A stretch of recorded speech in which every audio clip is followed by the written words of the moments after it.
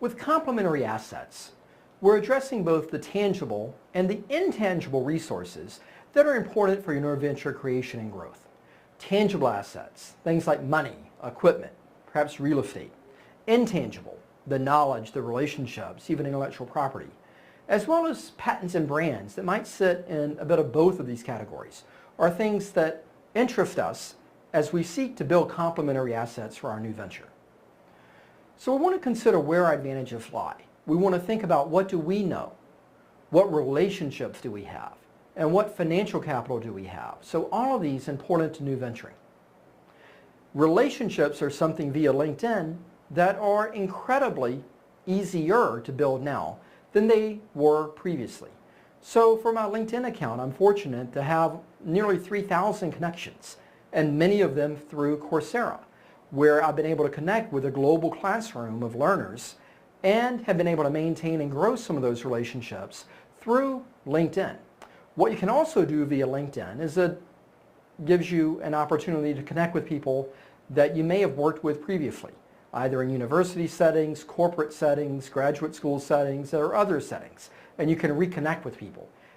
I think one of the most valuable pieces is you can see who they're connected to, hence this category of linking.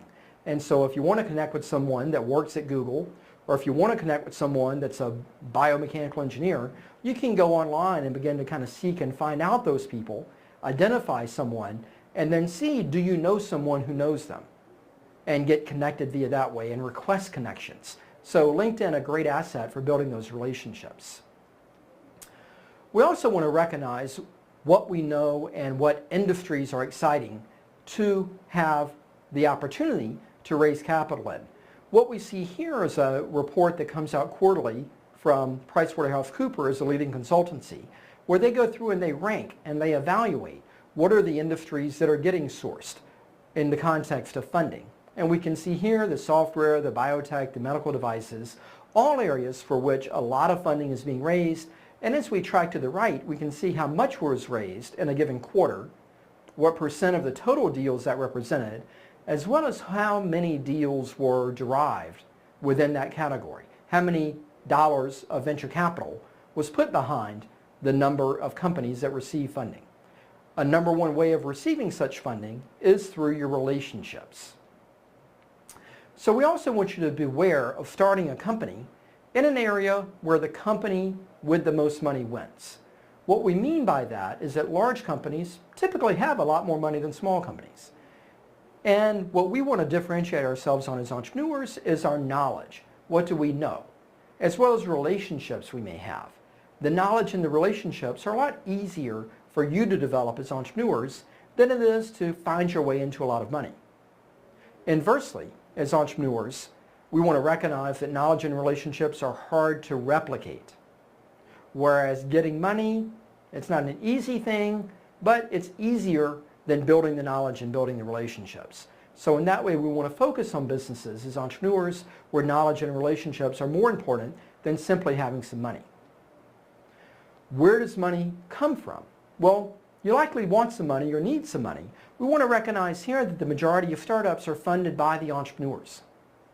That some money thereafter comes from family members. There might be other partners involved as well.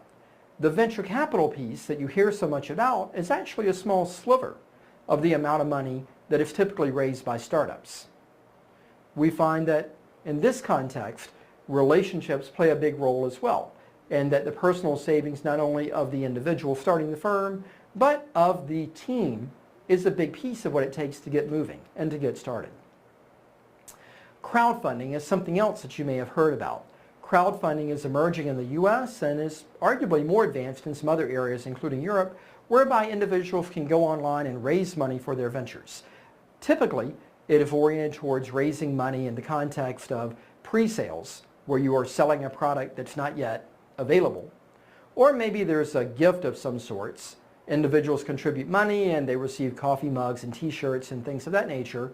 But there's also an emerging equity crowdfunding opportunity that's taking form that is giving money for ownership in the company. This is something, again, evolving in different parts of the world, not available yet in the US, not available yet everywhere, but equity-based funding is something that's on its way.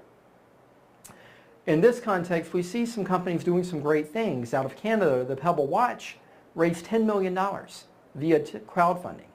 The Castle Story video game raised $700,000. So we do see a lot of money being raised in this crowdfunding area. Again, a big piece of it based on the knowledge and the relationships of the entrepreneurs. The money came later and came from a lot of small individuals, the crowd.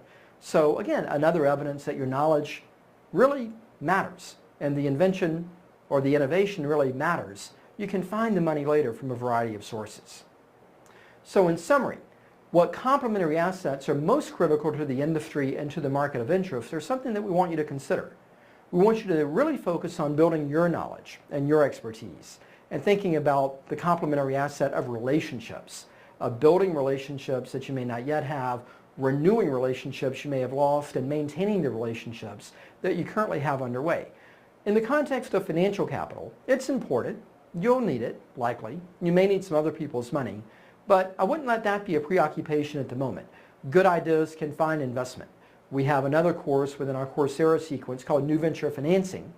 And within that New Venture Financing course, they'll spend some time talking about how to raise capital, how to raise the right money at the right time. But for now, again, think about complementary assets, think about building your knowledge and your relationships.